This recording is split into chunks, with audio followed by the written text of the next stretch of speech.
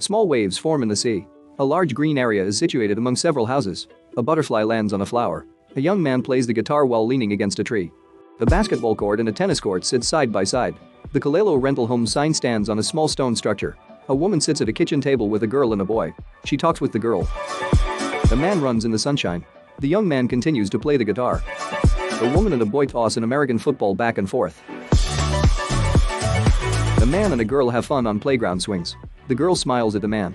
There are slides and a bridge in the playground. The fitness center features weights and other equipment. A woman exercises with weights. Another woman practices yoga on a mat in another room. A woman lies in a hammock near the pool. She smiles, then appears inside the pool talking with the people on the lounge chairs.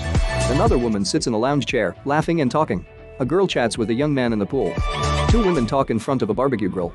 One is holding a plate. Later, the two drive a red sports car along a road with trees on both sides. The couple sits on the beach. Another couple arrives and greets them.